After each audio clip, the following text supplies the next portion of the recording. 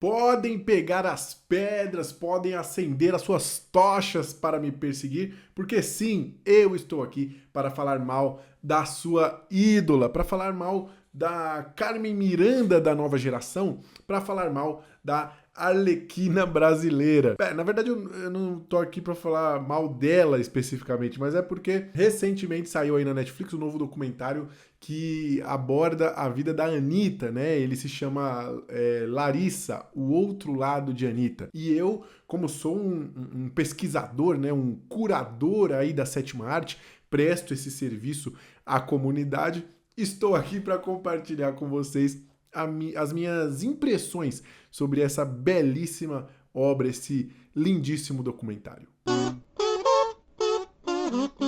Senhoras e senhores, eu sou Roari Moraes, sejam todos muito bem-vindos ao meu canal e como sempre eu te peço, não repara a bagunça, tá? Estamos de volta agora para falar aqui sobre esse documentário.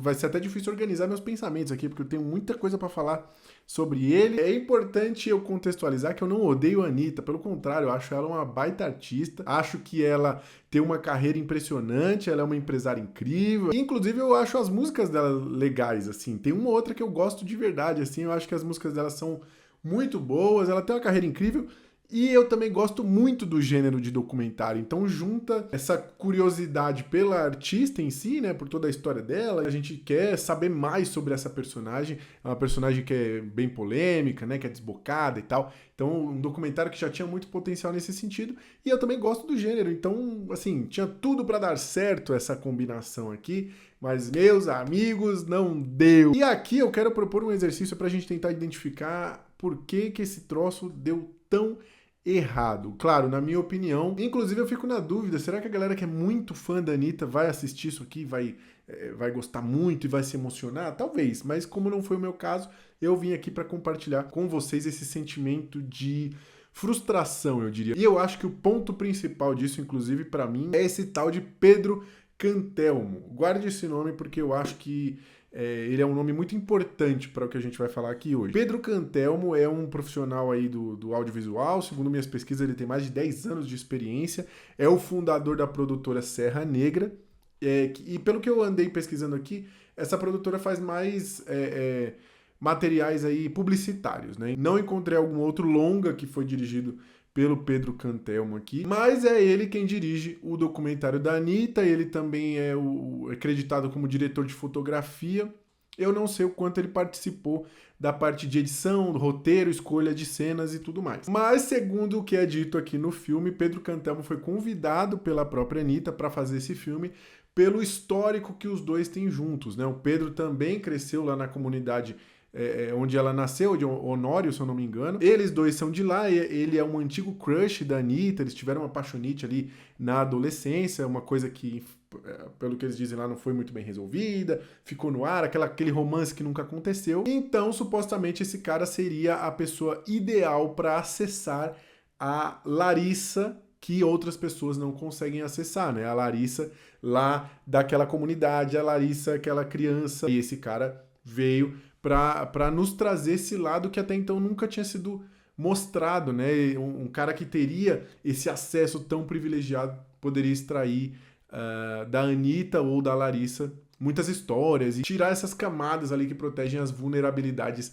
da Larissa. E para mim esse é o principal erro desse documentário aqui. Porque o que acontece? Esse cara e a Anitta se envolveram ao longo dessa gravação aqui, ou já estavam se pegando antes, ou ela já tinha essa intenção quando chamou ele, eu não sei. A montagem é muito confusa nesse sentido, então a linha do tempo, a linha dos acontecimentos aí, ela se mistura, não dá pra entender muito bem. Apesar de que o filme fala no começo ali que ele não queria se envolver, mas que eles foram se apaixonando ali ao longo da gravação. O que rola é que tem uma pequena introdução, falando um pouco ali sobre a vida da Anitta, e ela já começa a falar, já começa contando ali como que foi que eles se conheceram, e o que ela sentia por ele, que eles ficaram ali na adolescência. Então logo no começo você entende que o principal fio condutor aqui dessa narrativa vai ser a relação dos dois, e esse romance, essa paixão dos dois. O filme é todo, ou praticamente todo, narrado pelo próprio Pedro Cantelmo, então ele vai falando ali sobre o nervosismo dele ao encontrar com ela, e que ele estava se sentindo adolescente de novo,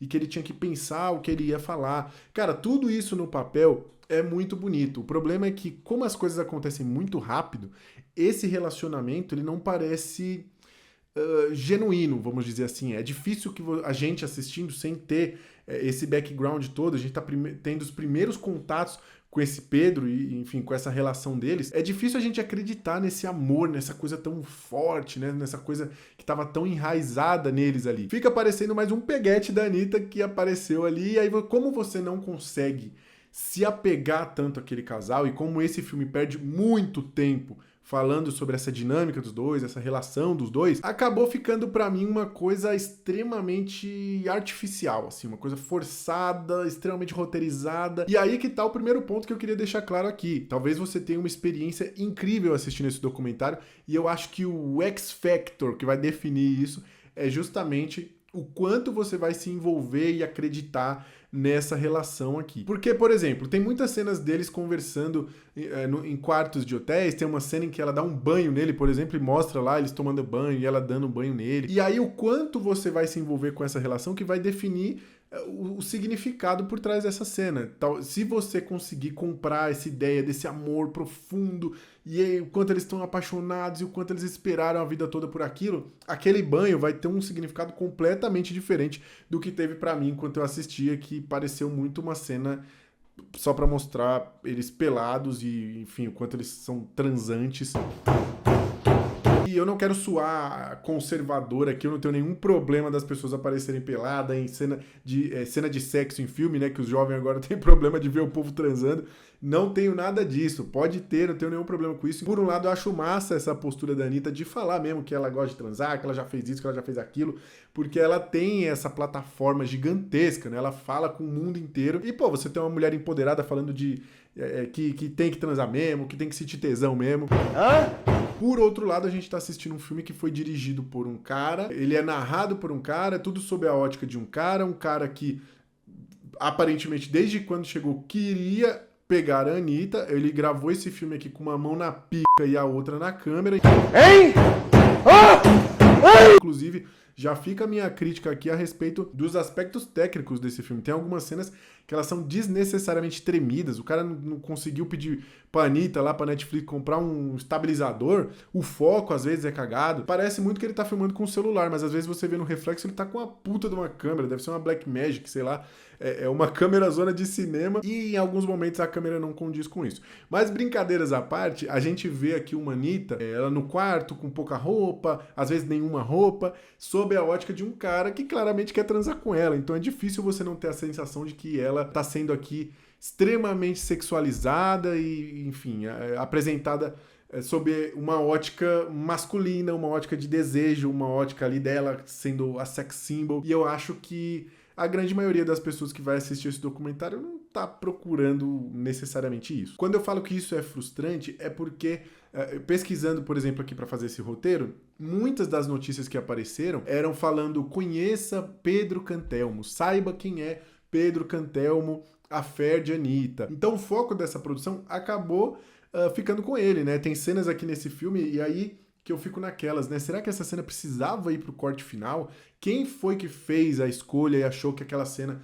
era relevante? Tem uma cena onde ela fala pra ele: cara, como que você consegue? Você transa pra caramba, você faz tatuagem, você toca bateria, você sabe cozinhar, nossa, como você é incrível, ainda por cima é um super gato. Eu imagino que se eu tivesse a possibilidade de colocar essa cena em um filme que eu estou dirigindo, uma cena que, né, que faz a minha propaganda dessa forma, talvez eu até colocasse, né? Realmente o cara tem muito poder na mão ali. Mas quando você olha a narrativa toda, faz sentido, assim? O que agrega? Assim? A gente já tinha entendido que ela tava toda boba, toda apaixonadinha por ele. Essa cena só enche a bola desse cara, e agora o Brasil todo sabe que ele transa pra caramba e que ele cozinha e faz tatuagem. Realmente ele tem um set de skills absurdo. Porém, eu acho que fala muito sobre as escolhas que foram feitas aqui, o que esse filme prioriza em detrimento de outras coisas. E aí, esse filme ele tem alguns lampejos de coisas interessantes. Para não dar muitos spoilers e não falar muitas coisas, não entregar muitas coisas, eu listei alguns exemplos de perspectivas que seriam interessantes a gente se aprofundar. Por exemplo, em dado momento, a Anitta, ela comenta que muitos homens brocham com ela, né? Porque, enfim, estão diante da Anitta, e aí tem toda aquela cobrança da performance, meu Deus, eu preciso mandar muito bem, e na ansiedade a galera brocha. E, pô, é uma coisa que eu nunca tinha pensado, né? Mas como que deve ser estar do outro lado, do lado dessa pessoa que é tão imponente, tão famosa, o quanto ela intimida e o quanto essa intimidação atrapalha a vida conjugal dela, os romances dela, sei lá. Mas isso é jogado, assim, a gente não tem esse aprofundamento na parte sentimental da Anitta, no que ela sente com isso, no que ela pensa a respeito disso. Em outro momento, o Pedro, ali na narração dele, fala como a Anitta é braba pra caramba e que em alguns momentos ela tem até que se posicionar politicamente, e isso fica na fala dele. A gente não vê ela fazer isso em nenhum momento ali no filme, não que eu me lembre. E na hora que eu vi isso, eu me lembrei do documentário da Taylor Swift, o documentário que se chama Miss Americana, que se eu não me engano é da Netflix também, eu acho que tem lá. E ele tem uma cena lá que é muito emblemática desse filme. A Taylor Swift quer fazer um post no Twitter para chamar a juventude para votar, né, para incentivar a galera a votar, os fãs dela, e fica todo um momento, e ela junta a equipe dela, e os pais dela, e não sei o que, e eu posto, eu não posto, e você tá assistindo aquilo, você fica meio tenso com aquela perspectiva, porque você sabe que a Taylor Swift, um post dela é um tiro de canhão, uma bazuca, aquilo pode fazer um estrago gigante, pode repercutir muito, pode prejudicar a imagem dela, né? Então toda a construção do documentário leva para aquele momento para você entender o quanto que um tweet da Taylor Swift tem poder e pode gerar um impacto absurdo. Esse é um exemplo para mostrar como a abordagem que o documentário vai adotar pode influenciar muito a mensagem final dele ou a sensação que ele vai deixar na gente a respeito do objeto ali do documentário. Outra coisa que é extremamente superficial aqui são as menções a Carmen Miranda, né? Eu fiz a brincadeira ali no começo porque aqui no documentário Carmen Miranda é citada algumas vezes e existe uma comparação ali com a carreira dela, com a projeção que ela teve no exterior, né? Que essa figura teve no exterior e que a Anitta tem hoje. A Anitta eu tava lendo um livro lá da Carmen Miranda, ela coleciona. Tem uma bolsa lá que já foi da Carmen Miranda, alguma coisa assim. E o documentário fica nisso, assim. A gente não entende necessariamente se a Anitta é fã da Carmen Miranda, se ela tem esse apreço, se ela realmente representa essa figura de inspiração para ela, o quanto ela conhece de fato da história da Carmen Miranda. E nem a gente é apresentado a história da Carmen Miranda também, né? Não tem nenhum momento que entra lá uma explicação e que traça esses paralelos. Enfim, o documentário ele é muito pobre, né? Nessa questão de narrativa, o roteiro dele é muito pobre. Tem algumas cenas aqui que você até entende o que eles tentaram fazer, mas fica muito cringe, cara. Tem algumas coisas aqui que são cringe dá vontade de se encolher assim no sofá. Tem uma cena que eu acho muito legal que a Anitta tá deitada assim na grama e aí ela comenta: nossa, você acha que os pássaros têm limite de altura pra voar? Até onde que eles podem ir? Aí o cara fala: E eu sei lá, porra! Aí ela: até onde será que eles alcançam voar? E tá, eu entendi que eles usam essa cena pra mostrar como os sonhos da Anitta não têm limite e como ela acha que pode alcançar qualquer altura que ela quiser. É legal, mas quando você assiste isso, vocês vão entender quando vocês assistirem. É muito cringe, cara. É muito vergonha alheia. Como eu disse, eu senti falta desse aprofundamento em vários pontos que seriam muito interessantes de ver da carreira da Anitta. Esse próprio aspecto dessa divisão dentro dela, né, de Larissa e Anitta, eu não acho que é bem explorado. Essas outras questões que eu apontei. E aí, falando da carreira mesmo, a carreira musical dela, não tem nada a respeito das composições, das fases da carreira dela no Furacão 2000, e como era o começo, como ela venceu o preconceito do que o funk sofria no Brasil. Como ela não fala muito sobre isso, assim. Tudo que é dito nesse filme, sobre como ela é braba, sobre como ela conseguiu isso, conseguiu aquilo, como ela é desse jeito, como ela é engraçada, como ela é divertida, como ela é fodona, tudo aqui é dito e a gente não vê. As cenas que foram escolhidas para ser colocadas aqui no documentário, na verdade elas depõem contra isso. Às vezes é umas cenas dela muito bêbada, às vezes é umas cenas dela meio bobinha ali, falando algumas coisas meio cringe mesmo, na verdade. Quando você tá meio apaixonado, ainda bêbado, saem essas coisas meio cringe. Eu fiquei muito com a sensação, enquanto eu assisti esse documentário, daquele meme She's So Crazy, I Love Her, sabe? Que a mina tá com um saco de ervilha congelada, sei lá o que é, na cabeça. Talvez ela realmente seja muito louca, né? Talvez ela realmente seja a pessoa mais divertida do mundo. Mas aquela foto que a gente tá vendo, né, da pessoa com um saco de ervilha na cabeça, ela não prova isso que tá sendo dito. Então eu acho que essa é a brisa desse documentário aqui.